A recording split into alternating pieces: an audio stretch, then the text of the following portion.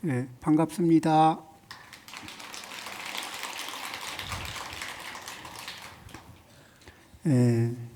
오늘 오후 시간에는 수미정상 개참품에 대해서 이야기를 나누겠습니다.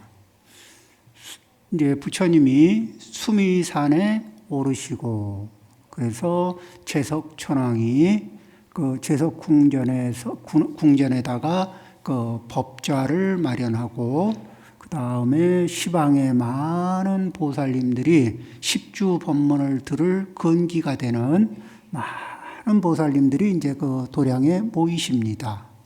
그래서 법회가 준비가 됐고, 그 다음에 이제 본격적으로 십주 법문을 하는 자리는 내일 이제 법문에서 나오는데, 오늘은 그러면은 십주 법문이 있기 이전에 어떤 일이 있는 것이냐 하면은 이 대표가 되는 보살님 10분이 부처님의 공덕을 찬탄합니다.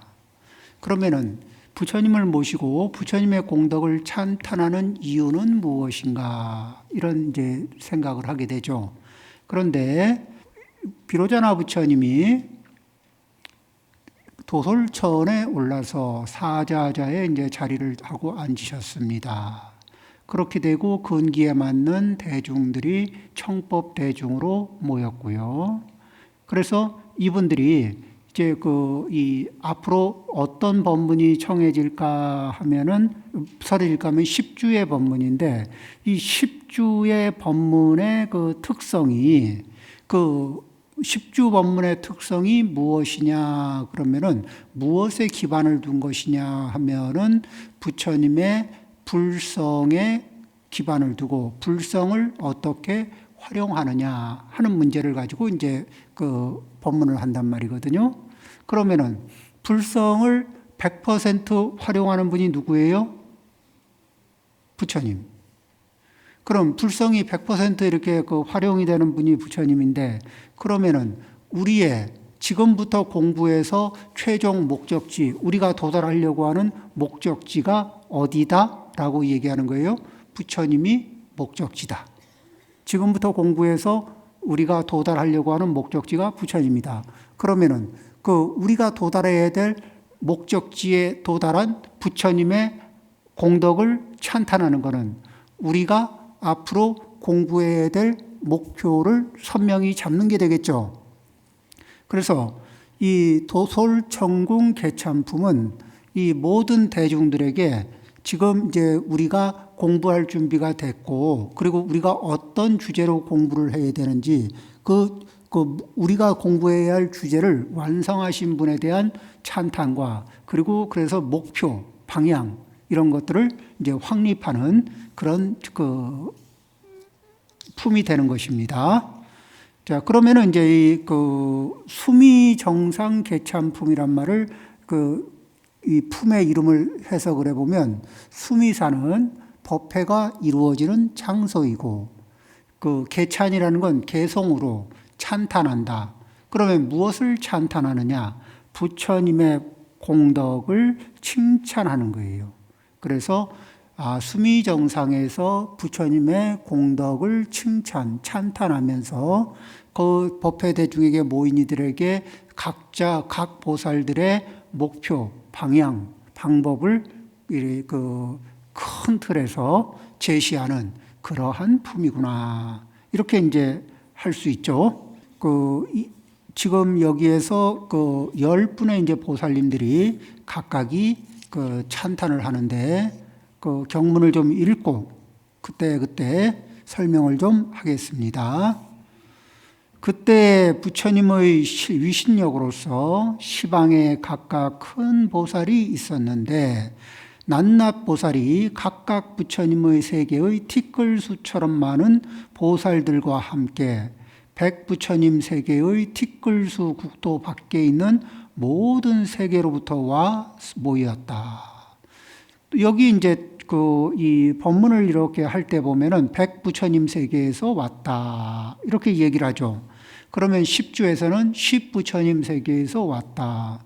그럼 또 그 다음 세계에서는 다음 십행에서는 그 천부처님 세계에서 왔다. 이렇게 숫자가 늘어나거든. 그럼 이제 이게 뭐냐? 이게 그 상징하는 의미가 무엇이냐 하면은 그 우리 연극할 때 핀라이트라는 거 있죠. 핀라이트. 핀라이트는 빛을 딱 비추면은 비추는 자리까지만 비춰지고 주변은 깜깜하죠. 그런 그 조명이 있죠. 근데 내 지혜의 범위가 내 지혜의 핀라이트가 넓은 게 있고 좁은 게 있어.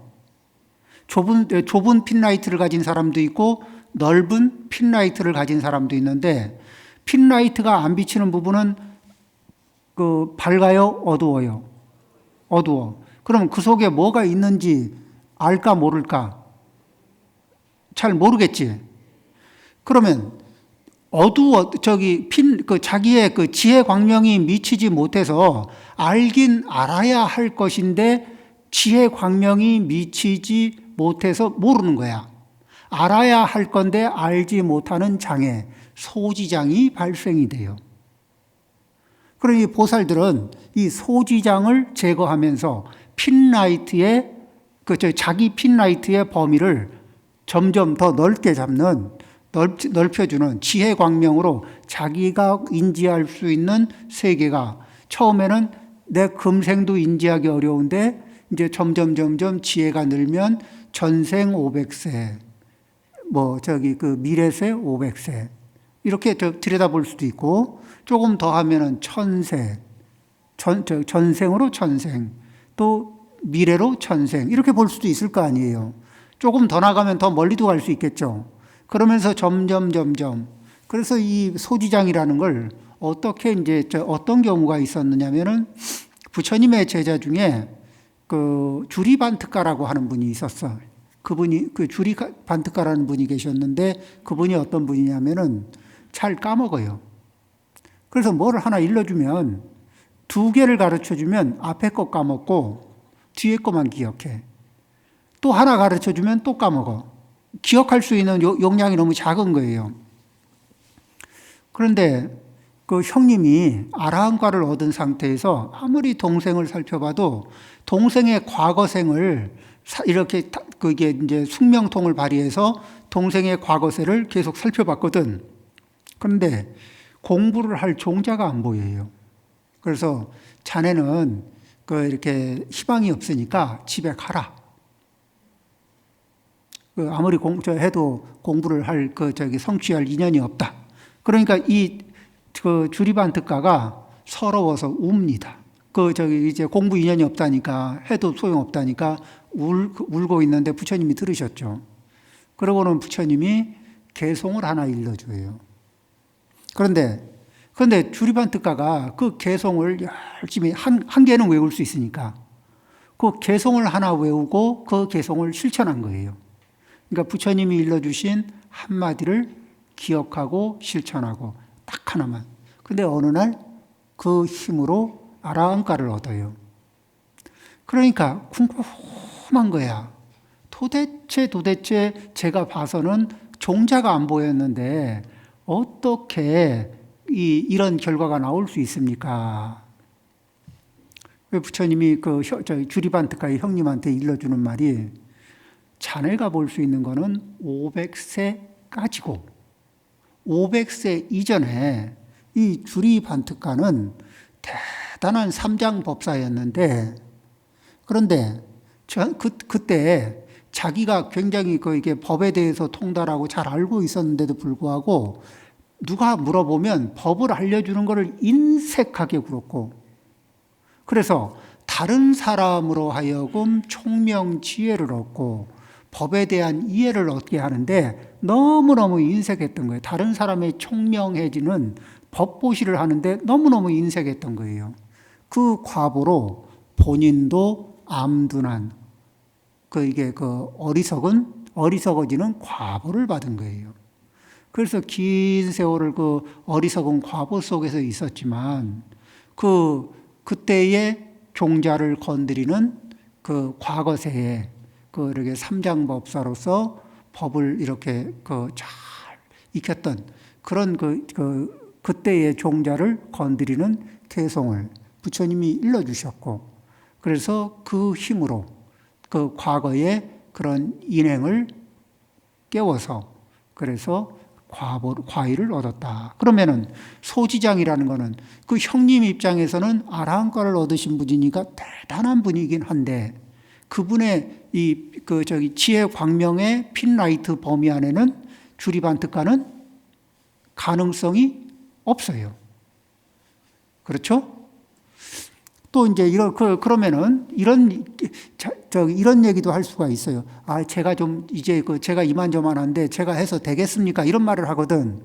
근데 자기가 바라보는 자기 핀라이트로 자기를 바라봤을 때 될지 안 될지를 자기가 판단하는 거하고 지혜가 더 있고 보는 폭이 더 넓은 분이 될 것 같고 안 될 것 같고 얘기할 때 그 범위하고는 다를 수도 있다는 거죠. 그렇죠? 그래서 우리는 기본적으로 무엇을 인지하고 사느냐? 내가 소지장을 안고 산다. 그러니까 내가 발휘하고 있는 총명지혜는 제한적인 한계를 안고 있는 총명지혜다. 그래서 우리는 조금 더 지혜가 있고 조금 더 경험이 있는 분의 도움을 받으면서 그분들의 능력, 그분들의 총명, 그분들의 지혜를 내 총명 지혜로 활용할 수 있는 마음의 여유 공간을 갖는 것이 필요하다. 그렇죠? 우리는 언제 그런 것을 받아들이는데 인색할까요? 내가 낸데 하는 생각을 갖기 시작하면 나보다 총명한 사람의 의견을 받아들이기 쉬울까 어려울까? 일단 내가 더 똑똑한 것 같은데 내가 조금 더 잘난 것 같고 잘 되든 죽이 되든 밥이 되든 내 뜻대로 해보고 싶은데 이런 생각이 들까 안 들까? 그런 생각 해보셨어요? 안 해보셨어요? 해봤죠. 그러고 나니까 결과가 좋죠. 결과가 안 좋을 수도 있어요. 많이 안 좋아. 그래서 우리 중생으로서 소지장을 안고 사는 우리는 그 겸손한 마음으로 내가 인지하는 범위에는 기본적으로 한계가 있고 그래서 좁은 범위밖에는 인지를 못하고 있을 수가 있다. 그러므로 내 인지 바깥에 내가 인지하지 못하는 걸 이야기하는 사람들이 더러더러 많을 거다. 자, 그러면 그것을 우리가 일상생활에서 경험하는 거로 한번 해볼까요? 자, 내가 잘 보고 잘 들으려고 하죠. 잘 보고 잘 들으려고 하다 보면 잘 보려고 그러면 자세히 볼까? 아니면 흐릿하게 볼까? 자세히 봐. 자세히 보면 눈의 초점을 정확하게 맞춰서 보는 거죠. 근데 눈의 초점을 정확하게 맞춰서 보면 넓게 볼까? 좁게 볼까? 초점을 정확하게 맞춰보면 카메라로도 초점을 정확하게 맞추면은 맞춘 자리는 선명하고 주변은 흐릿해져요. 그렇죠? 내가 어떤 소리 하나를 잘 들으려고 집중하다 보면 그 소리는 잘 들을지 모르겠는데 나머지는 잘 들을까 흘려버릴까? 흘려버리게 돼요. 그러니까 내가 잘 보고 잘 듣는다는 생각이 있고 또 잘 보고 잘 들으려고 노력하는 사이에도 못 보고 흘려 듣는 것들이 많을까 적을까? 그 자리에서 나는 못 보고 못 들은 것을 듣는 사람들이 있을까 없을까?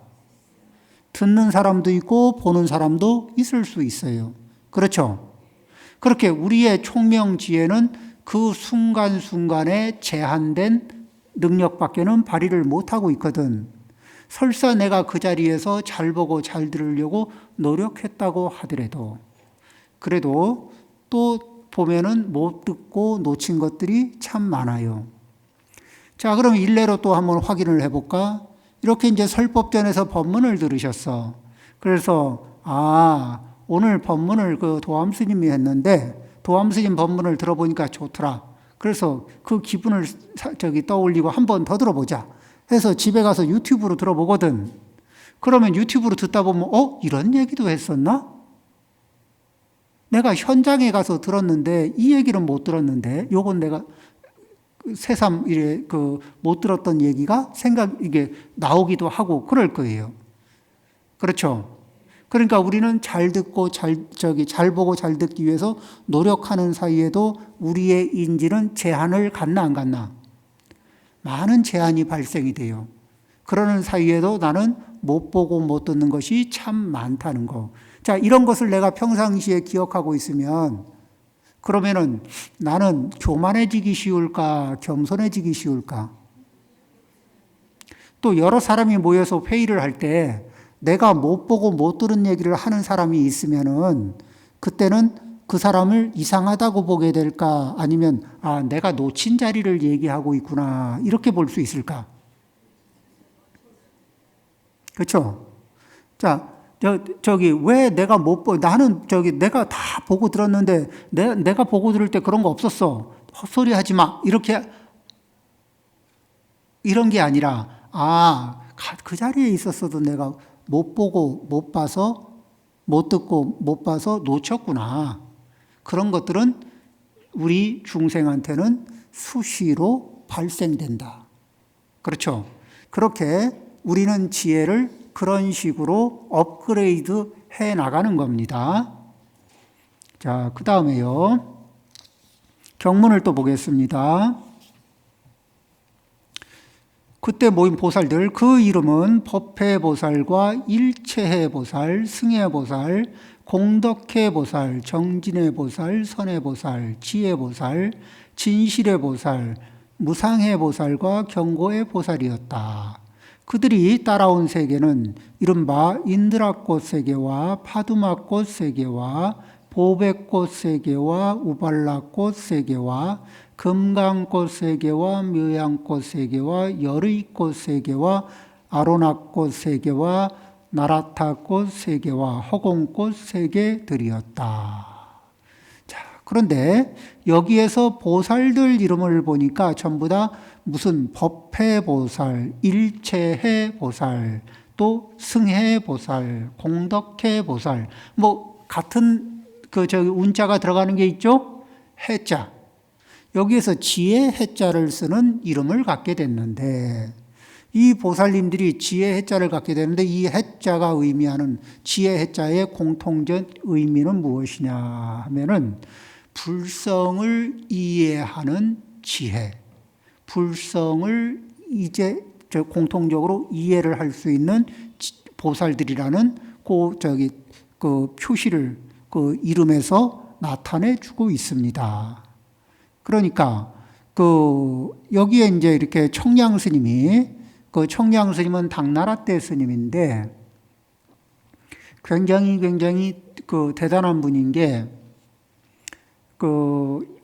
13살인가 이렇게 출가를 하셨는데 어려서부터 삼론종에 들어가서는 삼론종의 공부를 몇 년 만에 뚝딱 하고는 삼론종의 내용을 강의를 해서 그쪽에 이 최고의 권위가 있는 분한테 인정을 받고 법화종에 가서는 그러니까 천태종에 들어가서는 천태종의 교리를 다 배우고 거기에서 강의를 잘해서 인정받고 나오고 이렇게 이제 여러 중국의 10대 종파에 쭉 들어가서 전부 다 그 과정을 다 거쳐요. 하나도 안 빼고.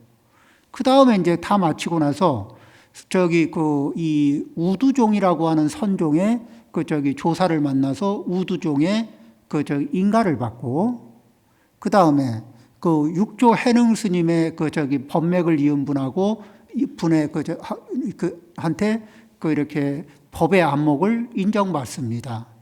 또 신수대사 북종선의 신수대사의 그런 법맥을 이은 분과 대화 끝에 그분의 북종선의 종지를 정확하게 꿰뚫어 보고 있다는 인정을 받아요.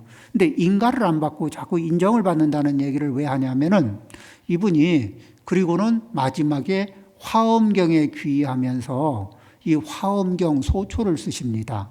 그러니까 선종의 귀의를 했으면은 그쪽에서 인가를 받고 그쪽에 조사를 했을 텐데 이분은 그런 모든 부분에 다 통달을 하고 수행과 그리고 지혜로 모든 걸 통달한 뒤에 이 화엄경 소초를 쓰셨어요. 그래서 화엄경을 강의하고 화엄경 소초를 쓰셔서 그 역대로 저희 청량 스님에 대해서는 명나라 때 그 고승이신 그런 덕청 스님이 감산 덕청이라고 하는 분이 있습니다. 그분은 아예 뭐라고 하냐면은 이 감산 덕청은 선맥의 인가를 받은 분인데 이분은 청량 스님을 청량성사, 성스러운 스승이다. 이렇게 이제 극칭을 하는 그런 분입니다. 그분이 여기에 대해서 이렇게 얘기합니다. 해즉 시패니. 이 보살들의 이름 중에 해라는 것은 10해, 즉 10가지 해, 10주의 제1주, 2주, 3주, 4주, 5주에서 10단계의 해를 말하니 능견법고라. 법성을 볼 수 있는 까닭이다. 이렇게 얘기를 하는 거예요. 그러니까 각자가 이 보살들, 여기에 보살들이 전체적으로 그러한 능력을 갖고 있더라. 자, 이제 그 중에서 이분들이 이제 한 분 한 분이 나와서 10분의 보살들이 한 분 한 분 나와서 개송을 읊습니다. 그러면서 부처님의 공덕을 찬탄하는데 10분의 얘기를 다 하려고 하니까 좀 양이 많아. 그리고 그래서 그 중에 한 분인 남방의 일체해 보살의 개송을 중심으로 살펴보겠습니다.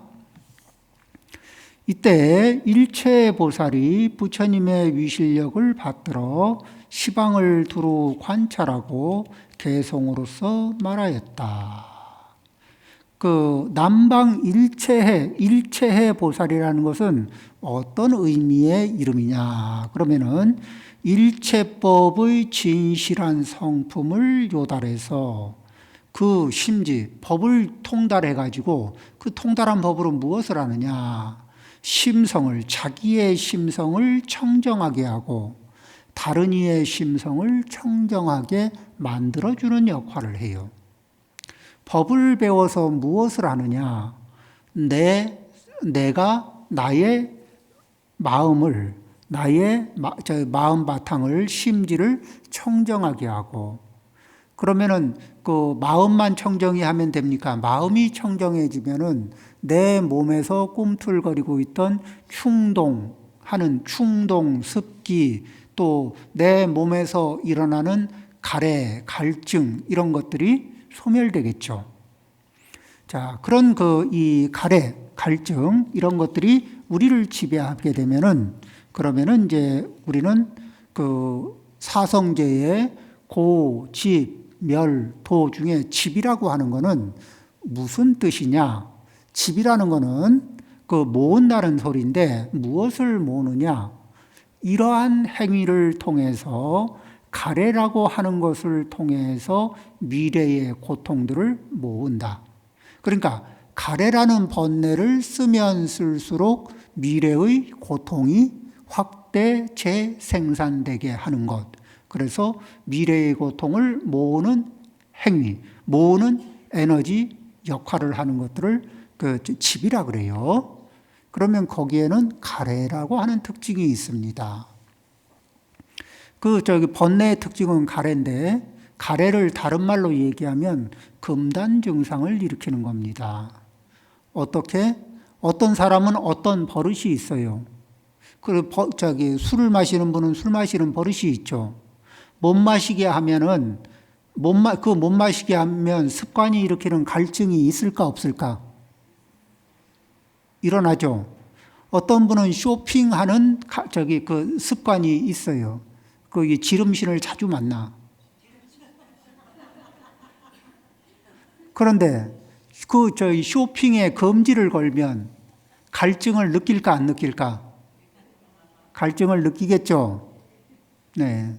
자, 이제 어떤 분은 이런 식으로 어떤 친구들은 또 이제 게임에 이게 습관을 가지고 있어. 그러면 게임에 금지를 걸어 놓으면은 갈증이 날까 안 날까? 그렇죠? 그러니까 우리는 그 업을 발동할 때는 갈증을 잘 못 느껴요. 근데 업이 금지를 당하면 갈증을 느끼는 것들 있죠. 이것들은 전부 다 가래의 특성을 안고 있는, 가래가 작동되고 있다면 우리는 그것을 중독됐다, 이렇게 보는 거예요. 그렇겠죠? 그럼 이제 중독이 되면은 그거 하지 마.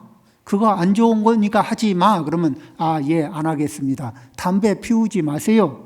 예, 안 피우겠습니다. 하고 결심은 않지만, 결심을 해도 조금 있으면 또 몰래 피워. 왜 그렇게 되느냐? 오늘부터는 술 안 마셔. 이렇게 결심을 해도 조금 있으면 또 마시게 돼요. 금단 현상이라는 것의 특징이 무엇이냐면은, 안 하면은 괴롭힐까 안 괴롭힐까? 그걸 하던 거를 안 하면 사람을 갈증이 나는 것처럼 괴롭혀요. 그래서 안절부절하게 하고 불안하고.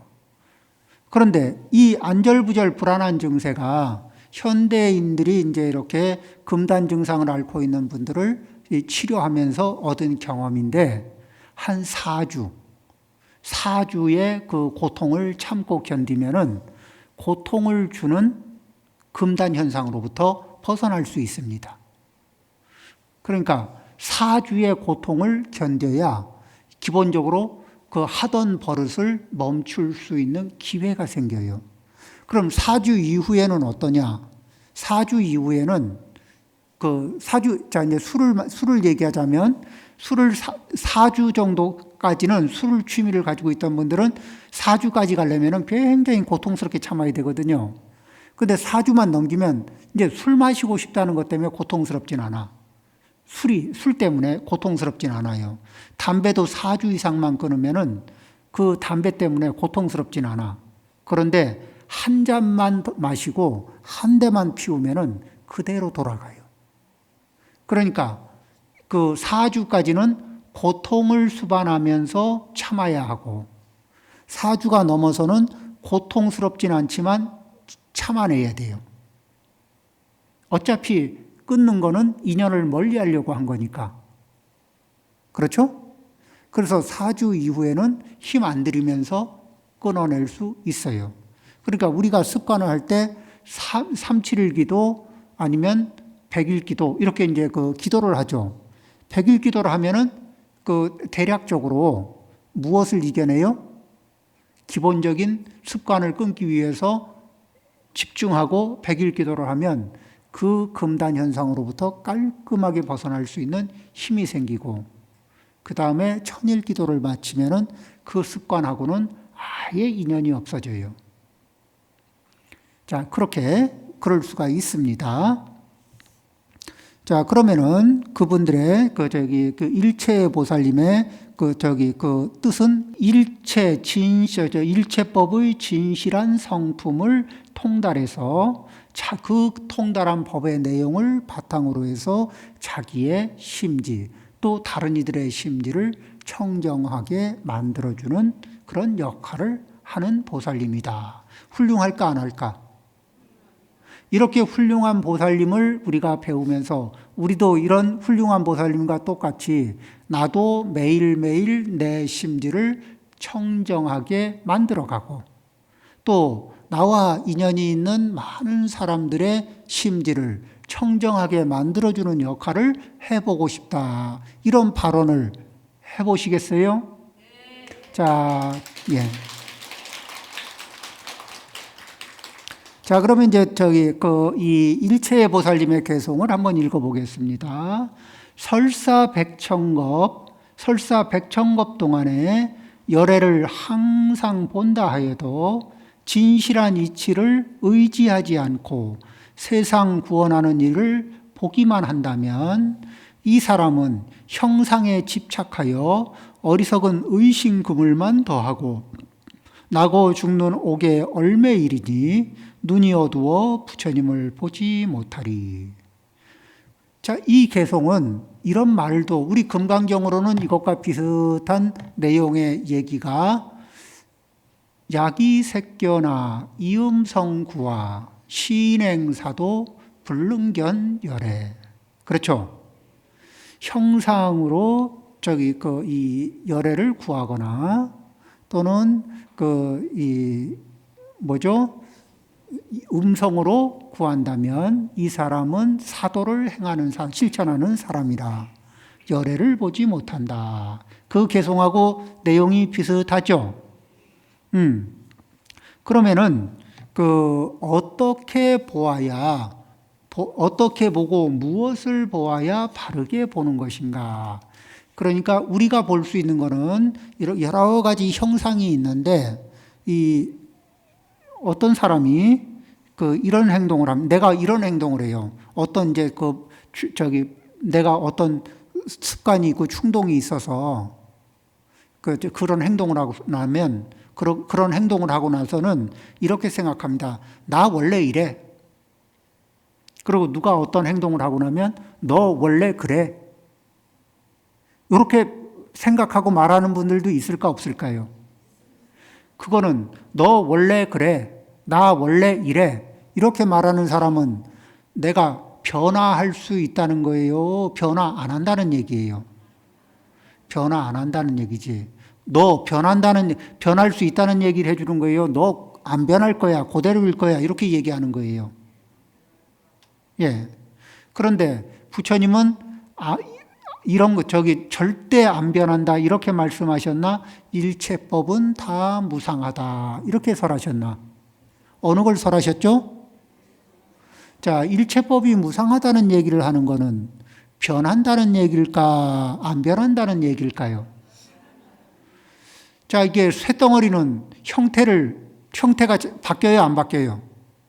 쇳덩어리는 단단하고 형태가 안 바뀌죠?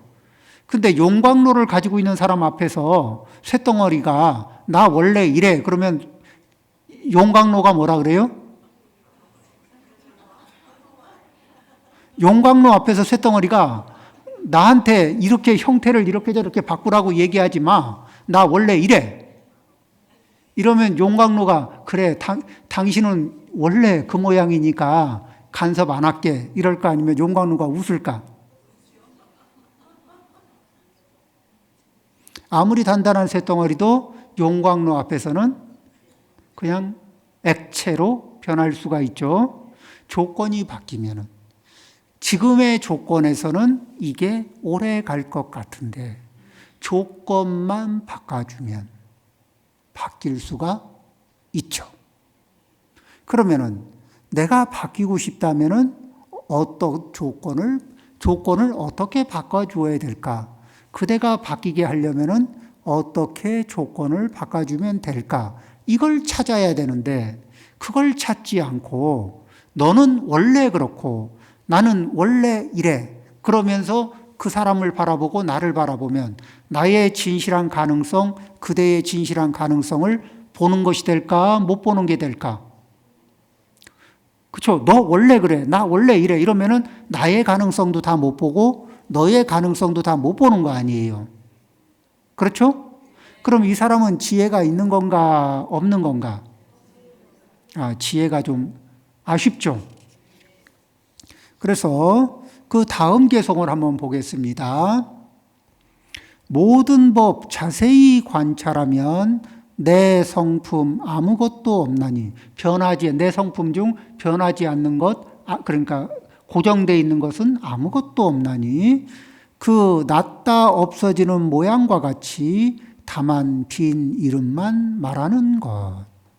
온갖 법이 나지도 않고 온갖 법이 없어지지도 않나니 만일 능히 이렇게 안다면 부처님께서 항상 그 앞에 계시리.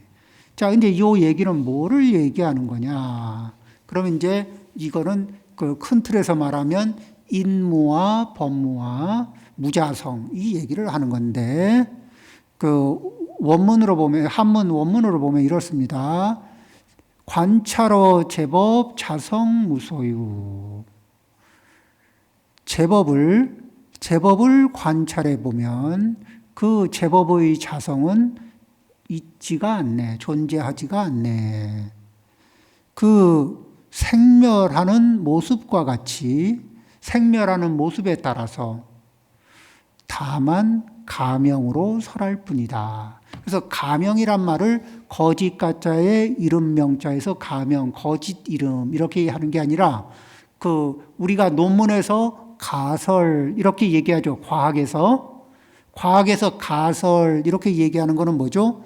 임시 주장. 그럼 뭐냐? 임시 주장이라는 게 뭐냐? 지금까지는 지금 주장할 수 있는 거로는 이게 최선이긴 하지만 이게 정답이라고는 확정하지 않는다. 얼마든지 다른 답이 있을 수 있는데 일단 현재까지 우리의 능력으로 도달한 대답은 이 정도다. 이게 가설이거든. 그렇죠? 그러면 내가 내 견해를 가지고 있을 때도 내 견해는 나의 임시 가설, 현재 나의 상태가 나의 조건 하에서 가질 수 있는 한계에서 주는 정답이고, 내 능력이 늘어나고 내 지혜의 핀라이트가 넓어지면 나는 또 다른 정답을 가질 수도 있다. 예, 이렇게 생각을 하게 되면 나는 변화할 준비가 될까 안 될까? 그런데 내가 보고 듣는 것만 맞아. 너는 틀렸어. 이렇게 하고 있으면. 그 다음에, 우리는 무엇을, 이게 인무화 그러는데, 이게 인무화, 법무화 중에서 인무화의 특징이 무엇이냐면은, 내가 낸데 할 때 일어나는 에너지 있죠. 요게 이제 아상의 특징이거든. 아상의 특징이 작동되면은 어떤 힘을 발휘하느냐? 그 아상은 자기에 대해서 굉장히 애정을 가져요. 그런데 사람은 오묘한 게 어느 한쪽에 애정을 강하게 갖기 시작하잖아요? 그러면은 상대적으로 애정을 많이 갖는 것과 낯설은 게 있으면은 어느 게 더 소중해요? 애정을 보인 자리가 훨씬 소중하지. 그러니까 나한테 굉장히 내가 관심을 가졌어. 그러면은 내가 더 소중할까? 네가 더 소중할까? 내가 소중하지. 그 다음에 그러면은 소중한 내 의견이 더 옳은 것 같을까? 덜 소중한 그대의 의견이 더 옳은 것 같을까? 내 의견이 더 옳은 것 같아. 그래서 우리는 무슨 얘기를 해요? 내 말 좀 들어봐. 너는 왜 내 말을 안 듣니? 그렇죠? 그리고 누가 똑똑해 보여? 내 말이 맞다고 하는 사람이 똑똑해 보여. 그리고 내 말이 틀렸다 그러면 사람이 이상해 보여.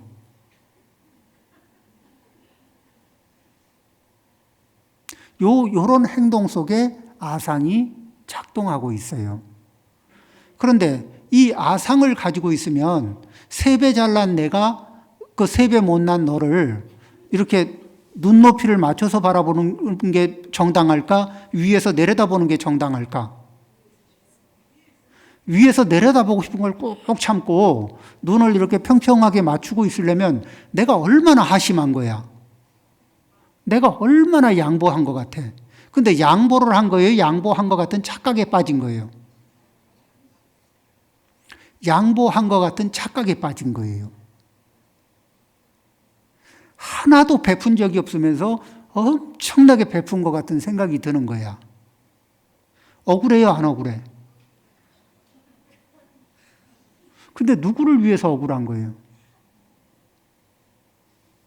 근데 이런 일로 사실 인생 뒤져보면 이런 것들, 이래서 섭섭하고 저래서 섭섭하고 이런 것들이 누적되어 있는 게 우리 소중한 관계 사이에 이런 섭섭한 것들이 마치 혈관에 동맥경화 일으키듯이 우리네 관계의 사연 속에 이런 것들이 구석구석 들어가 있으면서 우리의 관계를 애먹이고 있지 않나요? 그렇죠? 자, 어떻게? 앞으로도 아상은 소중한 것이요. 계속 잘 키워나갈 것이요. 이렇게 하실 거예요? 자, 그러면 모든 아상을 떨어버리겠다는 마음으로 크게 박수 한번 치셔요.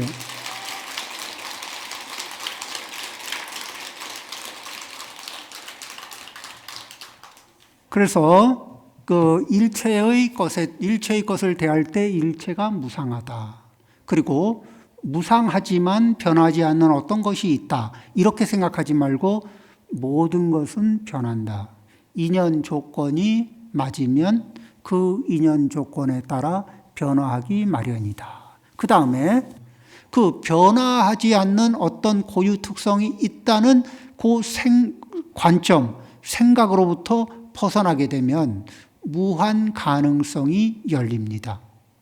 그 변화하지 않는 고정된 특성이 수도 없이 많다고 생각하면 생각할수록 그 특성에 사로잡히면서 실체를 볼 수 있는 기회, 성장할 수 있는 기회, 변화할 수 있는 기회, 이런 거 사라지고, 나 원래 이래에 떨어지면 나 원래 이래, 여기에 떨어지면 내비도 이대로 살다 죽게, 이 소리하고 똑같아져요.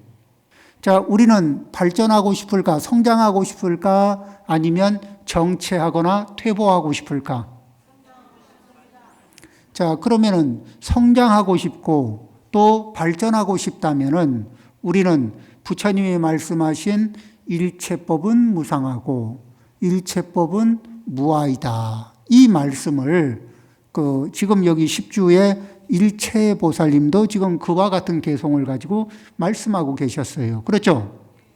이런 말씀의 바탕 위에서 우리는 첫 번째 이렇게 금강경에서도 아상을 벗어나는 문제를 많이 말씀하셨듯이 이 아상으로부터 오늘 생각해 보니까 아상을 가지고 있고 아상을 강하게 쓰면 쓸수록 사람이 거만해질까 겸손해질까요? 거만해져요. 거만해진 사람은 어디 가나 환영받죠? 거만한 사람은 환영을 많이 받을까 장애를 많이 만날까? 자, 우리는 인생에 장애가 많으면 좋겠죠? 그렇지 않아요? 자, 그러면 우리가 아상을 잘 다루는 훌륭한 불자님이 되기를 발언하면서 오늘 법문을 마칩니다.